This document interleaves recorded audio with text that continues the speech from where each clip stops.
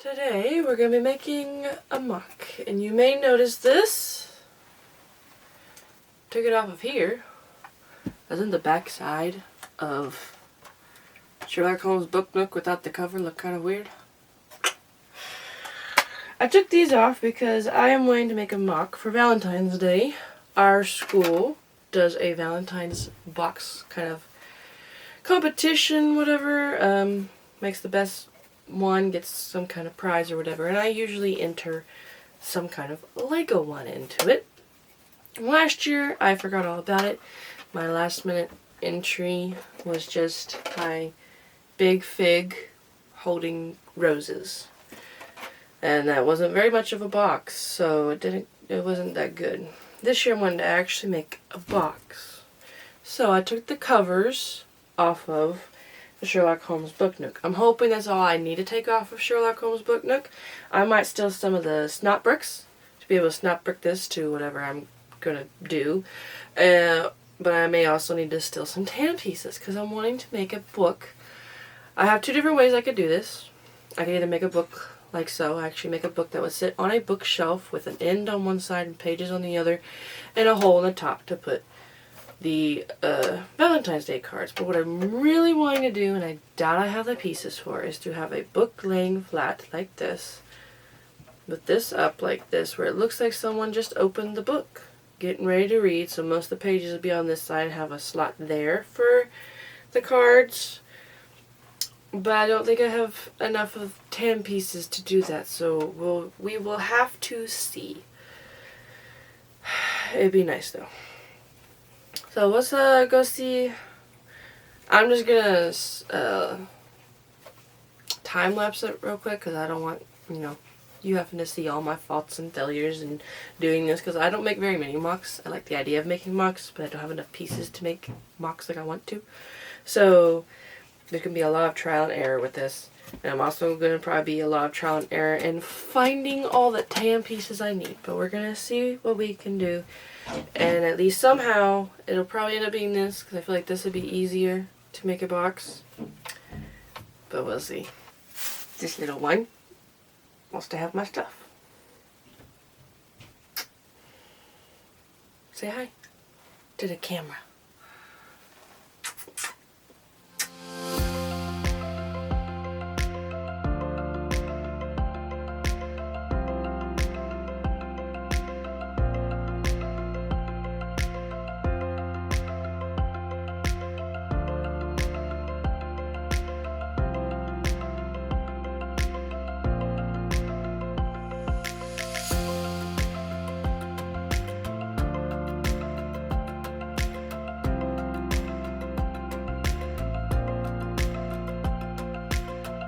As you can see in the time lapse, for you it goes by very quickly. For me that was like an hour or two process. I didn't actually pay attention to the clock.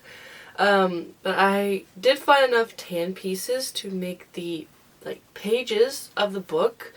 I just had a difficult time figuring out how I wanted to set them when both book ends that I was using from the Sherlock Holmes thing are facing the opposite way. So, after much trial and error, I finally came up with this. Sadly, doesn't look like too much, but it'll work for what I'm wanting it for. It's not as pronounced as I was wanting it. I would love for this to actually be able to move, but it is just stuck there. I did take apart the book nook set to get out these two little mini build things, because I didn't want just a open book with a hole in the middle of it. So I wanted something inside of it where it made it look like it was popping out of the pages. But in getting these two things out, I did have to destroy the book nook. So by the time you're seeing this, I probably already have the Sherlock Holmes book nook put back together. But when I do that, I badly destroyed the section taking out this. So I was just going to have fun and rebuild the whole thing. I took the whole book nook apart. So when I am done with this and putting it away, I'll put all my spare parts away and put the book nook back together like it was from the box. So that'll be fun because I did enjoy building the Book Nook set. So let's take a little bit of a closer look at this. This is the angle, or like the front of the set. We don't really want to look at the back of it because I did not cover up the back of this Book Nook set. Well, first off, this is just being held on by some of these gray, like snot tile brackets kind of things. I don't really know what they're called, but I have 4 of them,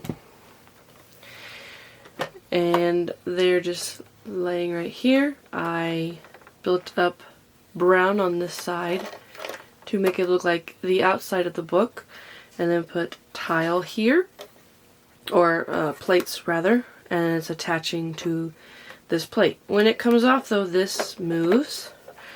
So really, this whole thing right here is loose anyway.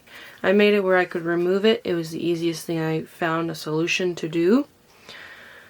So that is basically what I did. It is all built on the bottom of this. So it is built on the back cover.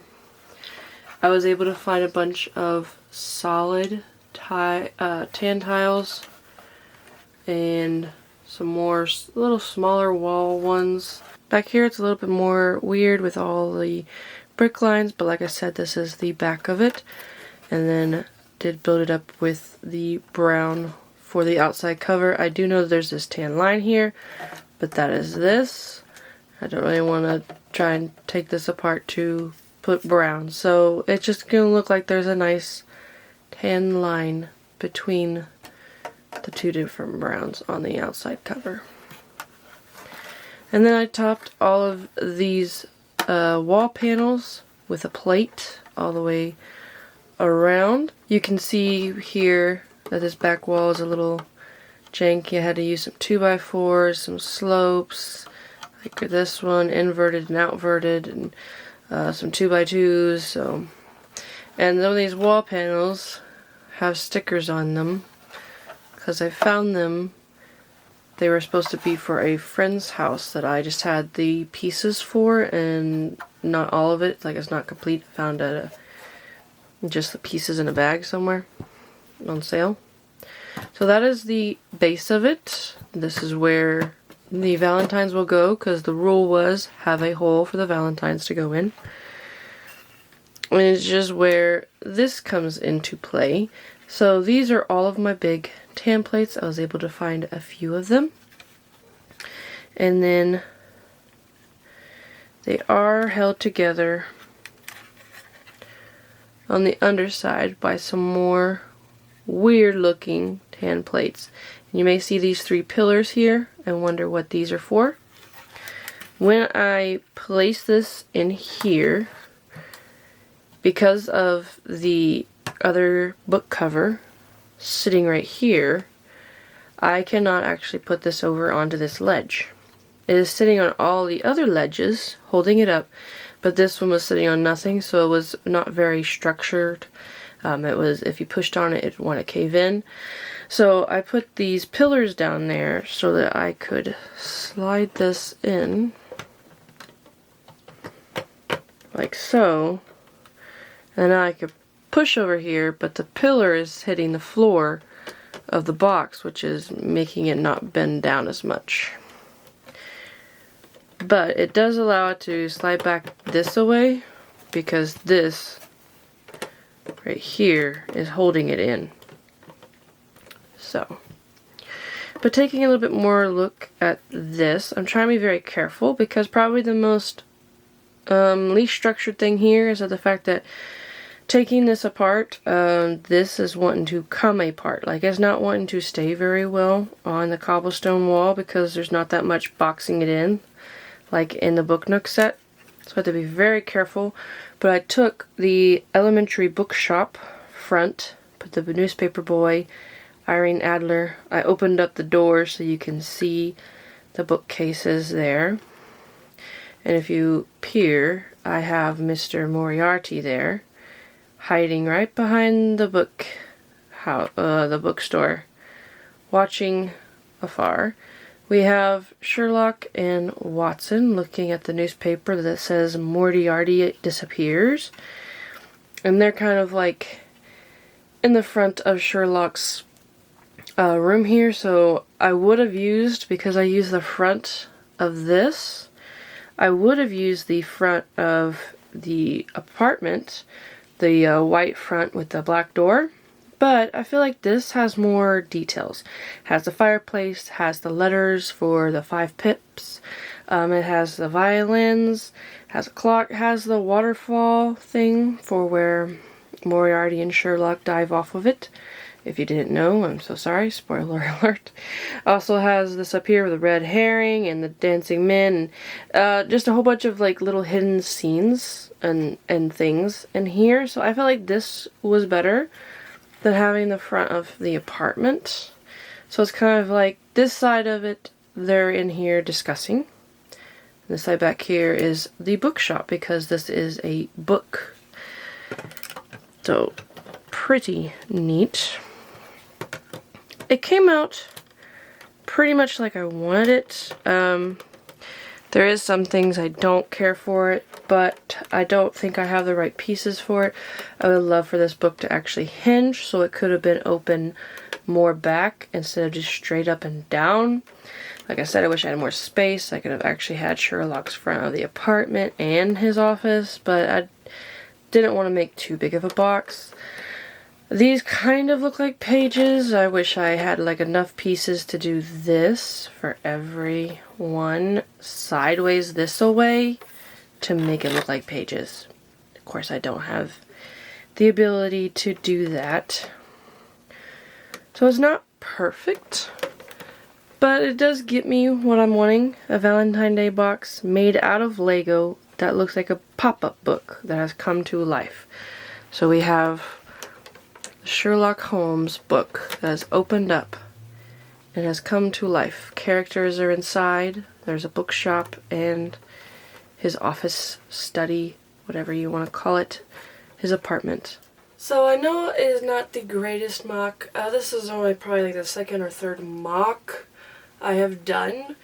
I enjoy doing them because it gets you to think. But I'm not great at it, as you can see, but that's because I haven't had that much practice. But I do hope you all enjoyed. Maybe this will inspire you to make something out of your Lego, whether you're just redoing a set, or if you want to come up with a whole new idea, whether you're really good at it, or you're kind of like me, where you just took chunks of stuff and then made it work. But I think it'll be okay. So, hope you all enjoyed. Go build Lego, let God.